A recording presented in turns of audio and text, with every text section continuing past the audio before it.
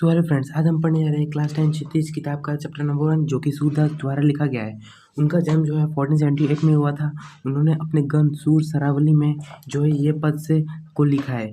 इसमें जो है श्री कृष्ण मथुरा चले जाते हैं और उद्धव को गोपियों के पास भेजते हैं योग संदेश लेकर।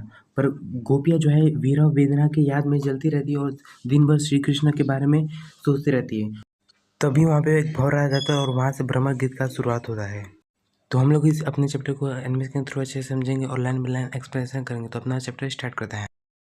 जब उद्धव गोपियों के पास योग संदेश लेके आते हैं तो गोपियों उसे उल्लास देते हुए कहती है, उद्धव तुम हो अति भाग्यवान। हे उद्धव तुम बहुत ही भाग्यशाली हो।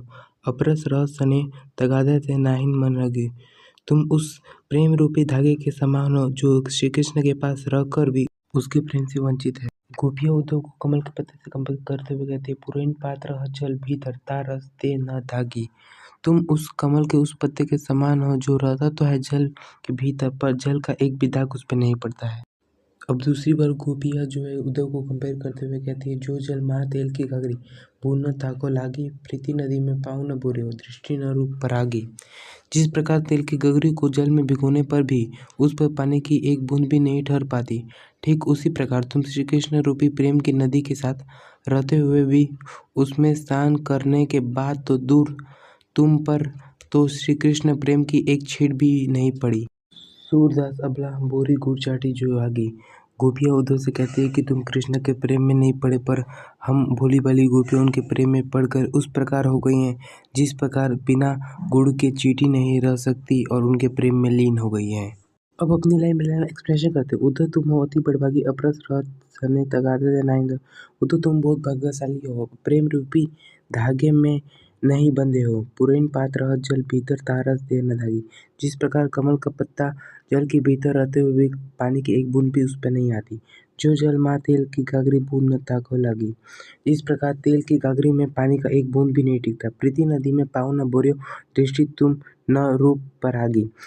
तुम श्री कृष्ण रूपी प्रेम रूपी नदी में उनपे का एक भी प्रभाव तुम पर नहीं हुआ।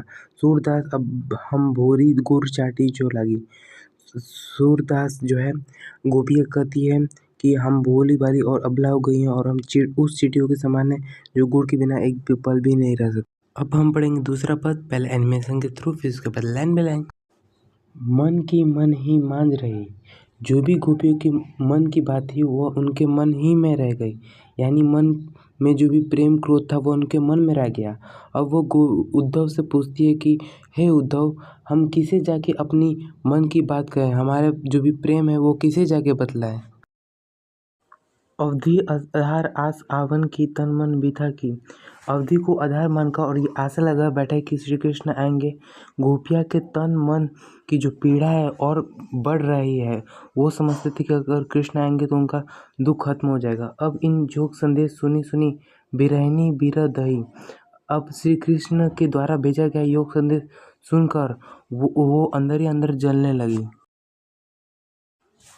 चाहती होती गुहार जीती तय उतर तय। गोपियाँ चाहती हैं कि वह गुहार लगा के किसी को बुलाए, पर जहाँ गुहार लगाती वहाँ से योग की धारा बहने लगती, यानी उन्हें अत्यंत दुख होता।